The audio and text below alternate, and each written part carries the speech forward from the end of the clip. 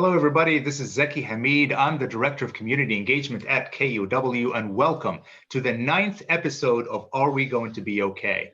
You know, the series has been evolving in the past 8 weeks or so. It started out as a way for us to give community members a virtual place to come together and feel like a community again because of the COVID-19 pandemic and our inability to gather in person. But at the same time, we wanted to check in with communities and industries that make up our region to see how we're doing and to get tips and tactics on getting through this pandemic together. Now, the title of this series, Are We Going to Be Okay?, has taken a very different meaning in the past week or so because of the unrest in our region and country is experiencing due to the killings of 3 Black Americans, Ahmaud Arbery, Breonna Taylor, and George Floyd, the last 2 at the hands of police. Now, these acts of violence, which are by no means isolated incidents, expose the pain that is carried by generations of people in our country. It laid bare the anguish that is carried by so many of our fellow community members. So this show is going to be a little different. So right now, I'm going to kick it off and introduce my co-host for the series, the special projects editor and co-host of Battle Tactics for Your Sexist Workplace podcast at KUOW, Jeannie Yendel. Jeannie, so let us know what we're talking about today and what are your thoughts on the past couple of days? Yeah, so this is our education episode, which is extraordinarily relevant. We had initially planned to talk with our guest about how education is changing during the pandemic. But we're also going to be talking about the role of education and what education does as we think about and assess and talk about what's happening in this current moment. The protests, the marches we're seeing across the country, all over the world, and how we got to this moment. Speaking personally as somebody who's worked in a newsroom for 15 years, we can often lose sight of how we got here when we're talking about what's happening in this moment. So education is crucially important there. We will talk about different tactics for navigating education during a pandemic. That's something we do every episode. But we really also want to talk about how we can assess where we are and why we are where we are as a nation. And also as news consumers, how we can look at media coverage of all of this. Thank you very much. And for folks out there, we want you to be part of this conversation. So you can send us your comments and questions on whatever platform that you're watching this on. Just go to the comment section right below and put in any questions that you have. Or if you want to just text us something, text the word learn to the number 206-926-9955. That's the word learn to 206-926-9955. And now I'd like to introduce our guest. Jerome Hunter is the co-founder and head of academics at Seattle School for Boys, which encourages and inspires students to become compassionate and intellectual leaders. After teaching high school humanities in Seattle Public Schools and volunteering with My Brother's Keeper, which is an initiative that started under President Obama, Jerome was driven to address the unique challenges facing boys today. Seattle School for Boys is in its inaugural year and serves a diverse community of middle school age boys in the Central District. We're so glad you're here. Welcome to the show, Jerome. Thanks for having me. Yeah, we're really excited to talk with you. Before we start asking you questions, just one more quick note for folks who are watching. If you notice Zeki and I looking down, which we will be doing frequently, it's because that's how we're getting questions, comments from all of you. So we're making sure to incorporate that. Please don't take our looking away as anything but sort of tracking all of the questions and comments that are coming in. So that's one of the realities of doing a Zoom show, I guess. I never thought about this on the radio. But with that little bit of housekeeping out of the way, I wanted to know, Jerome, what kinds of conversations are you having with your students about the protests that have been happening here in Seattle and around the world? Yeah, we value having conversations, not only reactively, but just proactively with regard to social issues, specifically social issues regarding race. And so we've talked about racism and systemic racism and forms of oppression throughout the year. Most recently, we discussed the murder of George Floyd via Zoom, but we make space for it. And one of our sixth grade students had asked, why would a police officer murder a Black man and then lie about it? And it led to a rich discussion, but also brought us back to the essential question of why. We value inquiry. And so we discussed taking some time to look at the origins of racism, taking time to look at systems of oppression, and understanding that these things have been going on for a long time. So we just really value having these types of conversations early and often with our students. Yeah, I can only imagine that first time when somebody who's really young just kind of has that thought of why. It's I can imagine how tough it is. But Jerome, some of your students went and marched this weekend, and so why have they said that they wanted to be part of those marches? What was the conversation like? Yeah, so simply put, this kind of stemmed from our conversation about George Floyd. They just believed that what happened to him was wrong. And a couple of my sixth grade boys went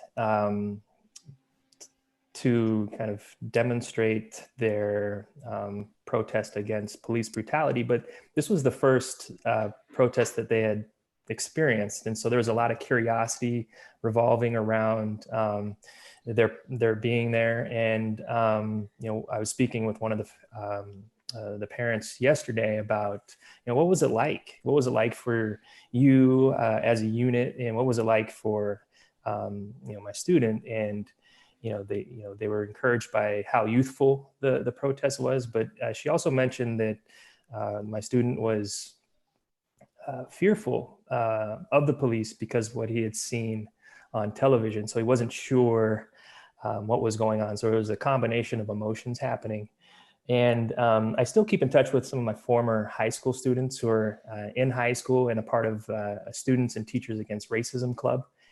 And they've been active for as long as I can remember with trying to dismantle systems of oppression. And so they went because they wanted to unify in this kind of multi-ethnic, multiracial coalition to demonstrate their rejection of systemic racism, police brutality, specific to Black folks, because it's been happening for way too long.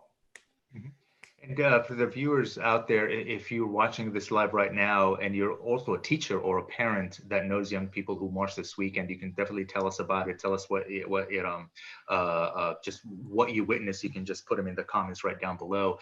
You mentioned, Jerome, that the fear that some of the students were talking about from the police. So how did you and your students talk about staying safe from both the police and, well, coronavirus? I mean, we're still in the middle of a pandemic. Right. It is such an unprecedented time. Your safety is key when you're dealing with students, and so we talked about kind of the basics that we all should follow with the coronavirus. You wear your masks, wear a glove, keep proximity, but hard to keep proximity when you're protesting. And so we talked about make sure you are well equipped with safety gear. And just kind of stay with your unit if you can, do to the best of your ability. And that was kind of the message that I gave the younger kids who went and protested. I'm fortunate enough to be on a weekly text thread with my Star Club students. And so they were really organized with regard to setting up meeting spaces within the protests, having additional gear for participants to use, whether it be N95 masks, gloves, or goggles. And they also created kind of a shuttle system, which was cool because it allowed them to give rides to other students who wanted to go to the protests and needed to get back to the protests. And so we emphasized just staying organized, staying safe, and then just making sure that you're looking out for one another as you demonstrate your, resistance against police brutality. I'm really reflecting on the word safety right now, and how profoundly multidimensional it is right now. And what it means, and it makes me think about what you were saying just a moment ago, Jerome, that even though these are unprecedented times, the reason people are protesting is not because of an isolated incident, right? We're talking about something that has been happening for a long time. And I wanted to ask you about a story that you told our producer about an interaction that you had with the police when you were not much older than your middle school students. I think you were 16. What happened? Yeah. So I was 16 years old, and my friend Billy and I would often go to his house after the final bell rang, and he lived about 3 blocks away from where we went to school. And we'd often just go to do homework. But first, and I think it's sometimes more importantly, we would tune into the latest edition of BET's Rap City. And so for all of you elder millennials out there, you might know what I'm talking about. And so, we would have these conversations about, is Wu-Tang Clan going to be number one, or who's it going to be? And so, that was kind of our routine. We would walk from school, watch some Rap City, eat some food, and then do our homework. And so this one day, we're sitting in the kitchen, and we put the TV in the kitchen. So whatever was closest to the food, we would just kind of, watch TV and eat. And we heard this loud banging on the door, and I was nervous. The first thing that I thought of was, oh no, it's Billy's dad, and this is an angry parent. And I don't know if you guys have ever been like when you're a kid and you're at your friend's house and the parents got angry. It's like the most unsettling, it's the most unsettling feeling in the world. And so I'm like, oh my gosh, is this, because Billy's dad was strict. And so, but I was like, no, that doesn't make sense, because Billy's dad lives here and he would have a key. And so we were just really confused. And we kind of left the kitchen, we went out, and he lived in this kind of 2-story house. And so there's a stairway down to the door, and then we were upstairs. And so we looked out the window and we saw a group of police officers with their weapons drawn. And I was like, Billy, what are we doing? Like, what's going on? And so we just kind of came out. And as we exited the door, the police forced us. Were they asking you to go out? No. Okay. They, right when they saw us, they grabbed us. So they weren't sure. I don't know, like where we may exit from, or if we were going to come out at all. And so we exited the front door, and we were forced to the ground. They're cursing at us, and they placed similar to what we saw with George Floyd, they placed their knees on the backs of our necks and kind of pointed their guns at our bodies. And so we're face down in Billy's front lawn, and they had told us that they had received a call that 2 Black men were burglarizing a home. And I was really confused. I was scared, because I never had anything like this happen to me. And, we'd gone to Billy's house several times, and kind of in this moment of confusion, I thought, like, well, all they have to do is just pop their head in, and you can see photos of Billy on the wall. And so I implored a police officer, hey, just go inside, take a look. You'll see Billy and his mom and his dad, in a photo hanging by the staircase. And they did. And they let us go. And they said that they had made a mistake, but really didn't give us, an explanation or some sort of kind of closing in that. And in that moment, I knew that I wasn't safe. I didn't feel safe. And it was because of the way that I looked. And an additional layer to that was that I had realized that I'd been watched. Someone who saw us didn't trust who we were or what we were doing. And unfortunately, that hasn't been the only time that I've been targeted by police for no reason other than my race. And it's created this, this sense of uncertainty in just my life. And, it's interesting because it's paired with a motivation to try to do as much work as I possibly can to impact change. And I think that, it led me to do work with My Brother's Keeper, which is an Obama initiative to support the social, emotional, academic growth of boys of color. And it inspired me to co-found the Seattle School for Boys, and to, provide a space for boys that look like me, that's safe, and also educate boys who don't look like me to, create an environment that is multi-ethnic, multiracial, compassionate, and kind of driven with a sense of commitment to giving back. And so,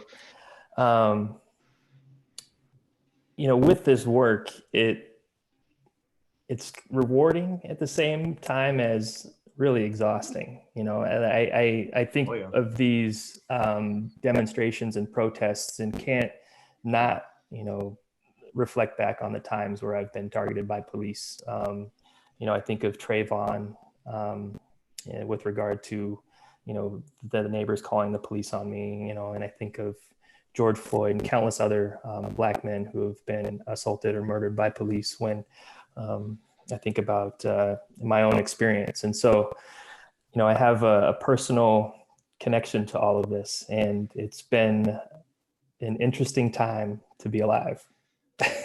That's one way to put it. Yeah. Understatement of the year. Yeah. What an interesting time. Yeah. I wonder how, since we are sort of talking about how multidimensional the word safety is, how you approach that with your former students, with their parents, with your current students. When you talk about safety, what are you talking about? Well, with it being multidimensional, it really kind of boils down to like the family's current situation. If it's, we try to accommodate as many families and students as possible. And so we understand that resources vary, and we understand that families and students have different lived experiences that may trigger certain behaviors. And we really just try to think that, while being in this pandemic and with the unrest, give yourselves some grace. If you're going to go out and protest, do it peacefully, do it thoughtfully. If you're going to, try to manage some sort of social life with the social distancing and COVID. Make sure you keep your distance, wear your masks. It's almost an individualized conversation. That's what's been so kind of challenging, because it's not always uniform and it's uncertain. Yeah, we got a great question from Emily, who's watching on YouTube. She observes that middle schoolers are often driven by a sense of right and wrong. Ooh, yes. Yeah. Yes. And she's wondering what information you think they need to move from sort of a fairness framework to a justice framework. Well, I think that one thing that middle school students can use to transition from fairness to justice is gathering multiple perspectives from credible resources, and using those perspectives in a way that allows them to, generate their own understanding of a particular topic, and understand too that learning is fluid. When the learning becomes static, there's a little bit of an issue there, especially around social issues and complex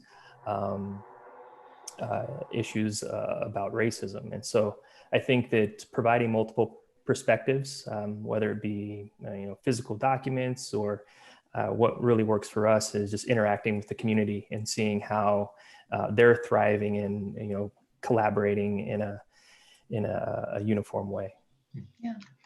So we did get another question here, also from Douglas on the YouTube. It says, for people of color, do you think that it is more dangerous to risk social interaction, or is it more dangerous to stay silent?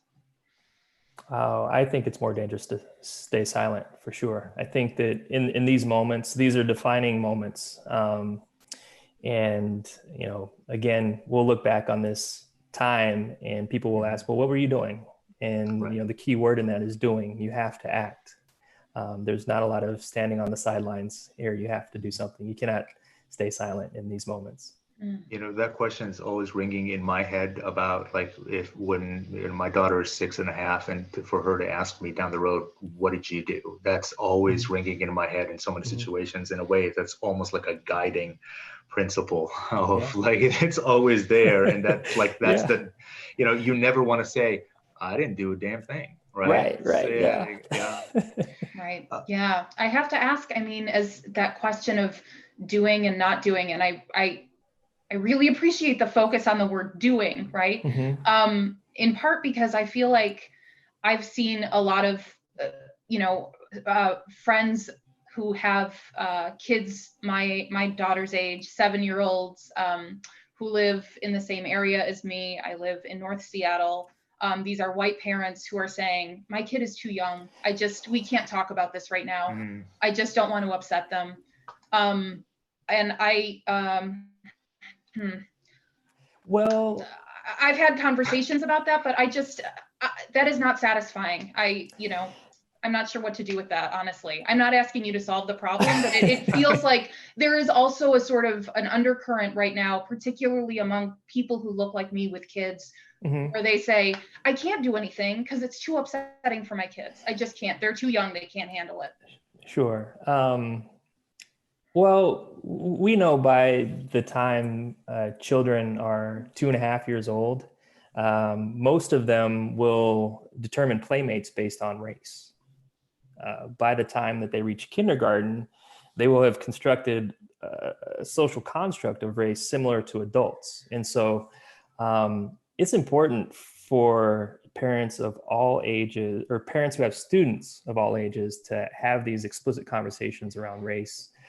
I would also encourage them to, gather some support, whether it be through books that educate folks on race. I also think that it's important too that they understand that Black parents and parents of color have no other option but to talk about race to their kids. And with parents who have boys of color, it's that much more important. And so going back to the question that Zeki asked from the panel, is that you got to do something, and talking about race is necessary for all families.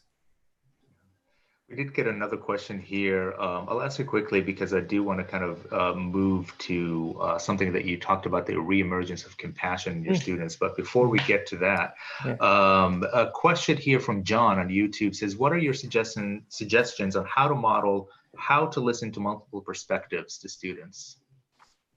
How to model and listen to multiple perspectives? How to model listening to different perspectives? Well, we do a lot of community work. And so it's really getting outside of the classroom and having some real world interaction with whether it be local business owners, whether it be folks from a different generation. We've done some work with senior citizens, and then also providing resources in the classroom that are multi-ethnic, multi-racial, support the LGBTQ communities, and just talking about those authentically and appreciating differences, valuing commonalities, and just recognizing that we're humans, and there are certain characteristics that make us unique and wonderful. But it's important to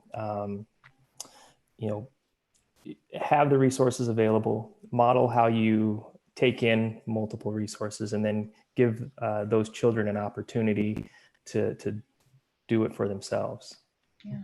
Great. There's another question that kind of came in that's similar to that, asking what can teachers do to understand the need to deeply understand and be competent discussing race. So what I'm guessing that, yeah, some people don't feel that competent discussing these things with their students. I wonder if you have any thoughts on that.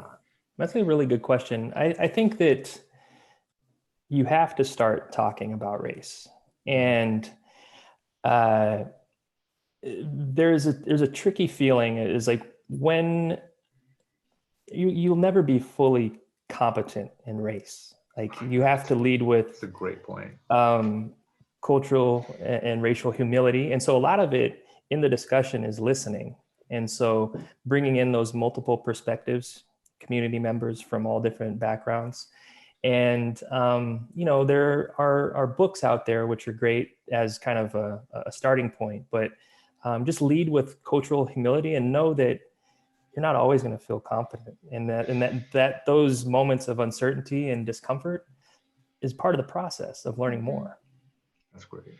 That feels like a really, go ahead. Yeah, no, I want to underline that as it feels like a pretty crucial strategy. You were talking about giving yourself grace earlier, and the idea that you can start from a place of knowing like you're not going to be competent at this feels really important. And I also, if anybody who's watching, if you have strategies or tactics for, how to start these conversations, please drop them in the comments. We would love to see those as well.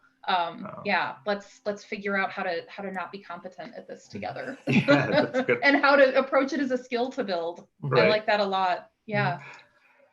So let's get into the reemergence of compassion. That's something that is, I'm really interested in hearing your thoughts about it, because that's one of the things that I think of myself as a very optimistic person, but sometimes I really see that the decrease in compassion for other human beings, and it just keeps building over the years. And the older I get, the more cynical I get. So, So you said that you've seen that reemergence of compassion from your students. So what did you mean by that? Tell us a little bit more. Yeah, I can give you an example. Lift me up, man. Yay!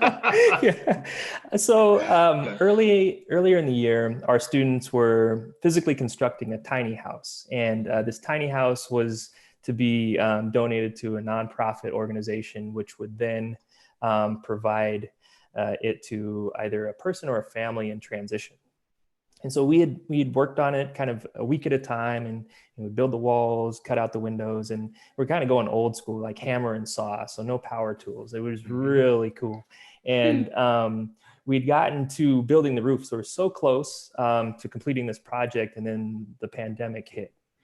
And it almost took the air out of everything. I mean, we have all experienced that. And so I was, we felt a little, deflated, confused. And we thought about, well, what if we pivoted a little bit and, stuck to our mission? And so what we did was we held a fundraiser where during quarantine, the boys would participate in certain activities, and a sponsor of theirs would give them money. And we were able to use this money, which I think it was about $2,000, which was great. We raised up to $2,000 and partnered with local chefs in the Central District to provide 90 meals to the TC Tiny House Spirit Village. And, the cool thing about it is that we were able to stick with our mission, be community oriented, and the compassion was overflowing throughout. The chefs that we connected with were on board 100%. the Spirit Village was so open and welcoming. And so this, sense of uncertainty that we're all dealing with, this fundraiser that we had kind of re-emphasized the emergence of compassion. And it was great. It was a good feeling. It really helped us out. Yeah. I love it. Faith Jerome? is being restored. Jerome, I wanted to ask you about the education model that you use at Seattle School for Boys as well. It's called problem-based learning. Yeah, what does that mean? So in short, problem-based learning is collaborative inquiry to solve real-world issues. Are there any real-world? Well, I have to ask you this now. How might we use, this is a big question, I'm going to ask it. How might we use problem-based learning to tackle the pandemic we are facing and the systemic racism that so many of us are protesting against, or perhaps just waking up to? How might we use this model of learning for those things? It's like a PhD dissertation. I know. You have 30 seconds to answer. Go. No. This is a big question. So I think that citizens and leaders, specifically leaders, could use problem-based learning in the same way that our boys use problem-based learning. It's a process. And so the first thing is to identify a pressing issue. The second thing is to reflect on what you know about the pressing issue, and maybe even jot down some wonderings, what you have curiosities about.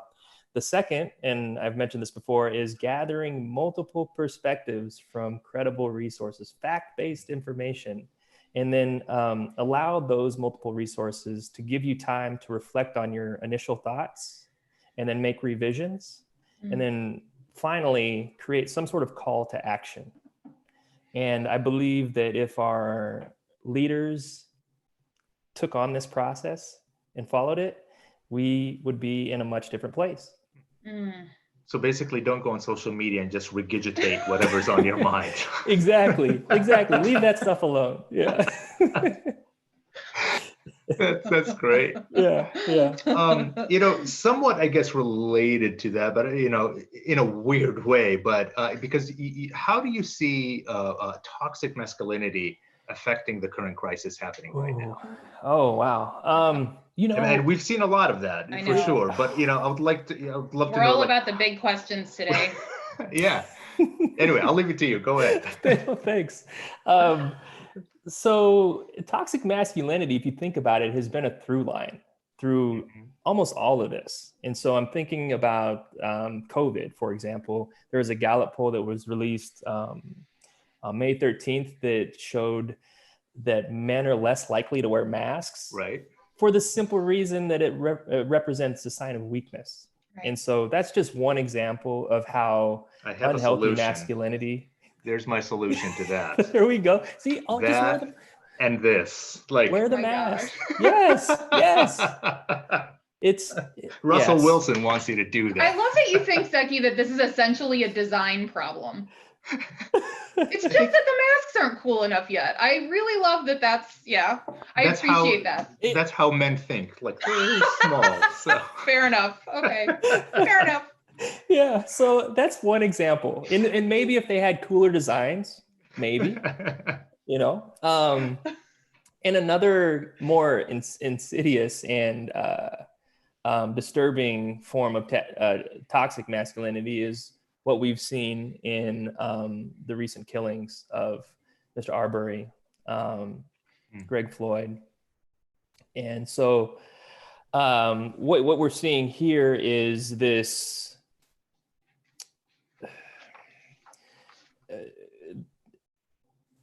masculinity used through the form of dominance, intersecting with racism and white supremacy. And so, but this particular form of toxic masculinity isn't new because it's been used to impact harm on folks in the Black community for a long time. Right. I wanted to ask, as someone who talks with students, who talks with former students as often as you do, someone who talks with kids for a living, when you're talking about problem-based learning, have you ever come up against the argument that you don't know which pressing problem to start with? Oh, I mean, it feels like we might be in that moment, currently. all of the time. And yeah. all of the time. And I think in these moments, we ask students to really analyze what's going on. And so, gather your information and determine what you feel needs to be changed. And, a lot of times in moments of uncertainty, in unrest, you might not even be at the end of the problem-based learning kind of cycle with a solution. Like you could end the whole process of inquiry, and then you've been led to a deeper, more meaningful question. And so it's hard to choose one over the other, but there are so many to choose from right now that you've got to take it upon yourself to see what's most meaningful. Yeah. And we've been given a lot of signs, and so yeah. Is it fair to quote you back to you and say you've got to do something? You've got to pick something, pick a problem and start there, maybe? Yes, please. Yeah. I also wanted to ask you about social emotional learning. I know that you feel strongly that it's important that social emotional learning be part of a curriculum, particularly now, in an era of homeschooling. Why do you think that social emotional learning is so important now? I believe that social emotional learning is inseparable from the academic curriculum. And the work that I've done with boys is really important because, from middle school to about high school, they're typically socialized away from expressing their emotions because it's not cool to demonstrate any sort of vulnerability. I think now is the time for us to allow boys, everyone, to recognize the strength in vulnerability and the power of being able to express yourself freely. And sometimes we don't have the tools, and so I think educators can work together with the appropriate folks and provide coping mechanisms and strategies for our boys to deal with the anxiety during these times, the stress during these times, the depression during these times, and then just the social pressures that you might even get from social media or whatever communicating that you're engaged with. And so right now is no better time to really highlight and normalize social and emotional learning. Yeah.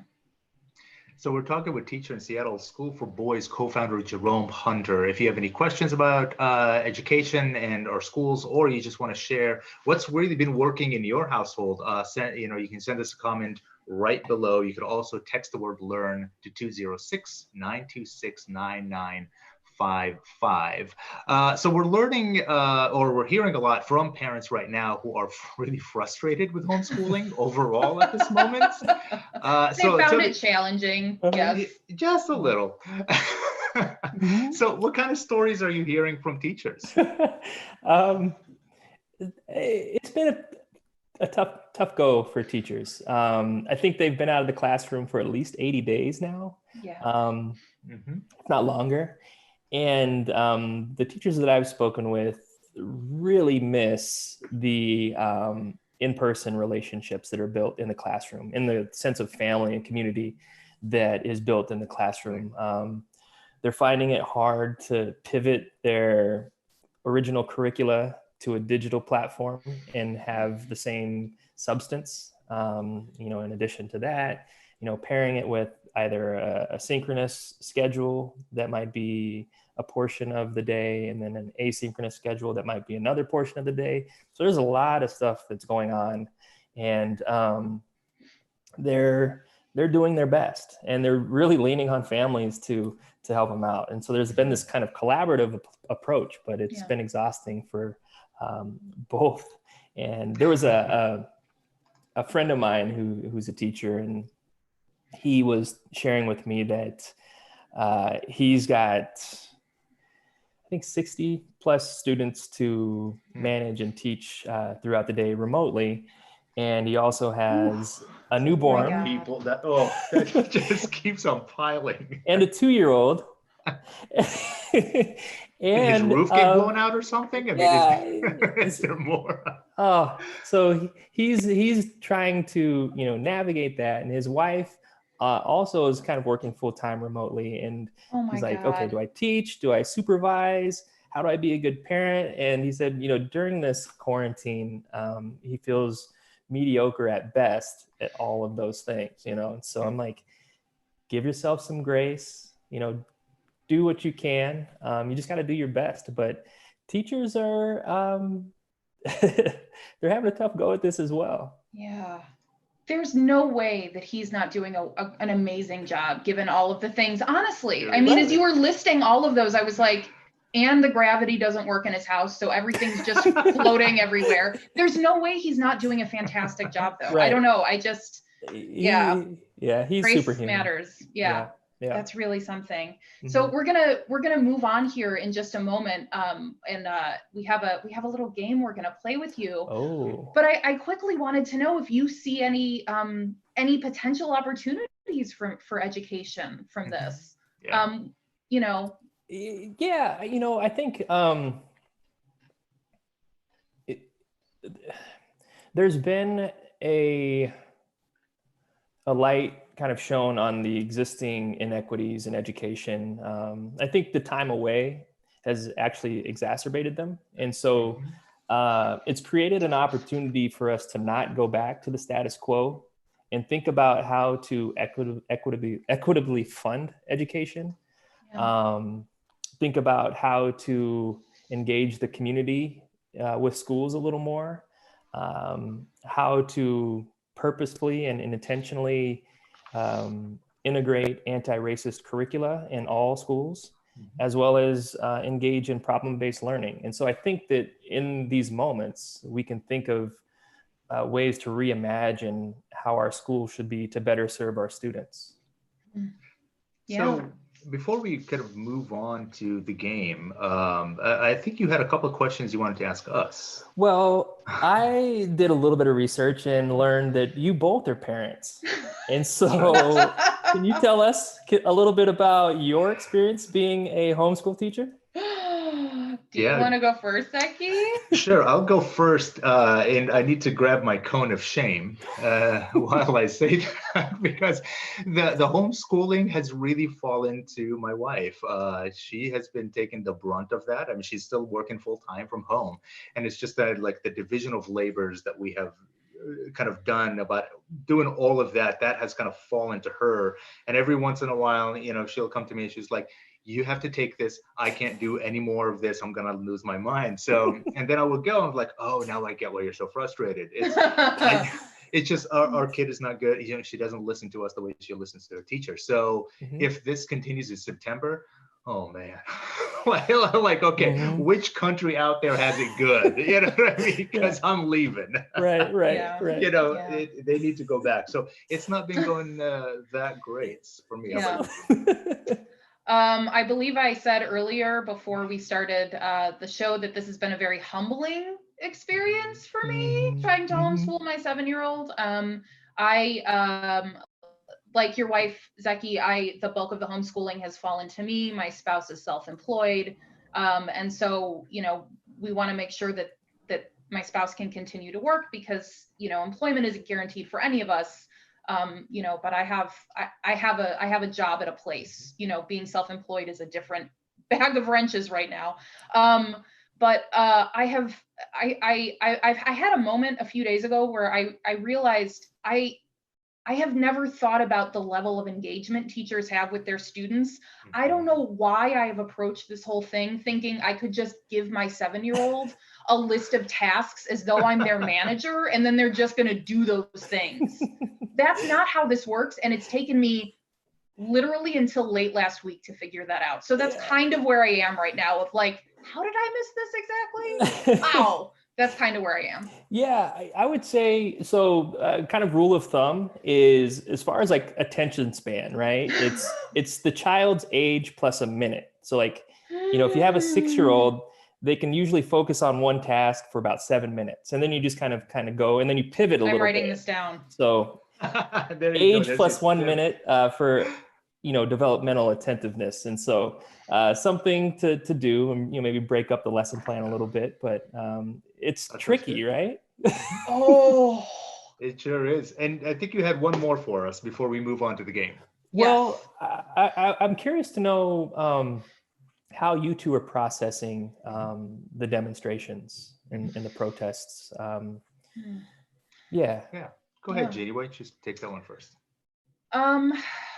Well, I've had a couple of moments of I guess reckoning with myself, because the sort of hand-wringing reaction I've found myself having is, what's wrong? This country's broken. But I know better. I know that this is not a symptom of, this is not a new thing, that this isn't, what's happening in our, like, I know what's happening intellectually, like, I've, I know. And so that gut reaction of just sort of wanting to be, oh God, what's happening here, is not useful. One, because I'm misrepresenting what's actually happening to myself, which can be problematic for the decisions I make as an editor for a news organization, that this is like an isolated event and has no context or relationship to our history or anything else. But it's also a problem for how I talk with my kid about this. And so I've been rereading a lot of stuff and re-listening to a lot of particularly the Scene on Radio podcast focusing on whiteness in the United States, the construction of whiteness, because getting upset about this as though this is new doesn't serve anybody. It doesn't serve anybody. That's kind of where I am right now, is I talk to myself about that. Like, why are you having that reaction, and to what end? Yeah. Yeah, it's there's a couple of things here I want to just mention. My daughter was watching everything on TV, and she's 6.5, and she came in and she was like, so what's going on? She asked me that, why is this happening? What I'm seeing on TV, where is this? And me and my wife, the way that we talk to her, we're very upfront about everything. We don't hide, we don't shelter, we just put it as it is, no matter how difficult it is. And we were very explicit. It was like, well, here's what happened. There was this man, George Floyd, and he died. A police officer put his knee on his neck for 8 minutes until he stopped breathing, and he killed him. And she was like, so why is that happening? And we were just kind of started talking. I just really upfront about everything, because I don't believe in sheltering her from anything. And maybe that's because of my upbringing. So, I'm Palestinian. I lived in the Middle East for half my life. I lived in Jordan. I lived in Beirut. And, we grew up with a sort of air that life is crap, and you just have to make the best out of it as you can, right? Like, it's up to you to make that life good, because others are not going to make it good for you. And we say others, we're really talking about occupying forces. We're talking about governments. So as this is happening, my first thing is like, this is not new, and I've seen this before. Not only in the United States, because it keeps perpetuating, but I can't help but connect it to the way that Palestinians have been treated, for over 50 years because of the occupation by Israeli. And not all is, I'm not going to say Israel as a government, but really some of the military tactics and stuff like that. The knee on the neck is a military tactic that they have used again and again and again against Palestinians. So I grew up with almost every day we're hearing stories about Palestinians getting killed. So this is not new to me. So I have that kind of connection to it. So yeah, so the way I'm processing this is like, I have seen this before. This is not new. I'm very cynical about any kind of good thing coming out of it. Even when I do hear things like, oh, here are some of the reforms that the mayor said it's going to do, I'm like, all right, we'll see, whatever. Yeah. You know what I mean? It's just a matter of time before the next Black person gets killed. And I know this is probably someone who works at a news organization represented. Maybe it's not the right thing for me to say, but there it is. That's kind of where I am with this. But I just believe in keep talking about it, especially to youth. Yeah, I think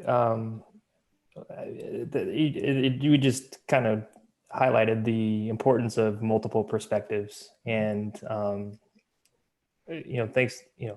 It's really great to hear what you two have to share, because it does highlight the frustration and the need to act.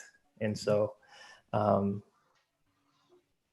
there's one more thing I just want to add really quickly. There was an incredible photo that I saw of a Palestinian artist that drew a picture of George Floyd on the separation wall on the West Bank. And that to me said the world. Yeah. So I think we should probably, we're running about 10 minutes left here. So what do you think, Janie? Should we move on to the game? What better time to play a game than right now? I'm ready. Let's do this. Let's do this. Yeah. So, and we get to sort of put you, as though we haven't done this already, but Jerome, we're putting you in a little bit of a hot seat here, because we're going to try and move as quickly as we can through this game. That's right. Yes, that is called The Iron Teacher. Ooh. Dun, dun, dun. Yeah, like do you want to explain? Sheik? Yeah, I was thinking the Iron Chef, but I do. Wow. Yeah. Context. I appreciate the World Wrestling Federation. That's good. Yeah. Do you want to explain how the Iron Teacher is going to work, Zeki? Sure. So there's no wrestling involved. No, there is no wrestling involved, unfortunately. So we're going to give you either a KUOW or NPR headline from a recent current event. Okay. And you're going to tell us how we could turn that news item into a lesson that would blow away the founders of the Common Core curriculum. All right. All right. And this is rapid fire, right? So like 30 seconds each. All right. We're going to go really quick. Okay. We can do it. Here's the first one. This is from an NPR piece by Bill Chappell. The headline is "Protests over Racism versus Risk of COVID. I wouldn't weigh these crises separately." Okay, this could be a lesson for high school students, an inquiry research project where they try to figure out why Black folks have been disproportionately affected by both COVID and police brutality. After they figure out what's going on, they generate a call to action. All right, great. Very nice. Jeannie, go ahead. Yeah, the next one is from reporter Tovia Smith, and the headline is "The Battle Between the Masked and the Masked Knots Unveils Political Rifts." Oh, okay. This particular article reminds me of a project my friend in Oakland works on. It's called, his name's Ashanti Branch. And so this could be a multi-grade project at K to 12. And students create their own masks, and they can write down their feelings about COVID on the outside, and then some of the feelings that they keep to themselves about COVID on the inside.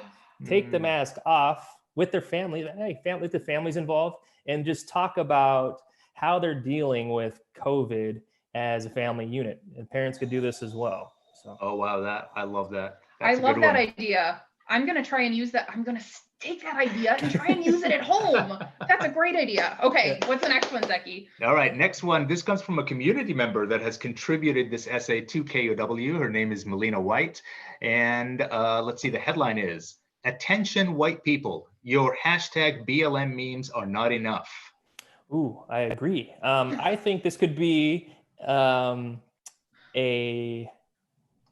family book club project. So it's, the homeschooling parents out there, grab a book that talks about racism. I would suggest the Stamped Remix by Wiley and Kendi. Jason Reynolds, right? Right. And what that does is it gives you a chronological account of racism in America, it would be a wonderful book club. You can discuss every section of the book as a family unit and see how, again, you could act on some of the issues that we have going on right now in our world. I love it. Book I clubs like that are one very too. good. Yeah. I think that's all the time we have for the game, right, Jeannie? Do you want to add one more, or we've got one more. I think if we can do this in about a minute, we could do it. So this is our final one. Yeah, okay. It's from KUOW web editor Isolde Raftery. And the headline is Act of Love, People Cleaned Seattle Streets in Solidarity After Protests. Ooh, okay. This could be, it was a great article, by the way. This could be a project for younger kiddos, maybe K to 5. And it reminds me of a saying that Mr. Rogers once said. He said, in times of challenge, times of crisis, look for the helper. And so we have helpers all over the place. And what you could do is with your child, find a helper in your community or two, and write a thank you letter or send out a thank you card and say, thanks a lot for all the work that you're doing. Oh my gosh. Jerome Hunter, I literally started this hour by saying we were going to talk about strategies and tactics for thinking about homeschooling during a pandemic. And now I have a list of strategies and tactics to try with my own child for homeschooling during a pandemic. Thank you so much. Oh my gosh. So, oh my gosh, Jerome Hunter, I think we would keep you here for another hour if we could, but we have to go. Jerome is the co-founder of the Seattle School for Boys, which is located in the Central District. He's also a former high school teacher with Seattle Public Schools. This has been a really enjoyable hour. Thank you so much for spending time with us, Jerome. Yeah, thanks for having me. If you want to learn a little more, check out our website, seattleschoolforboys.org. We're on social media, and these conversations have really reminded me how inspired I am by our youth. And I believe that if they really organize and mobilize, I think we'll be okay.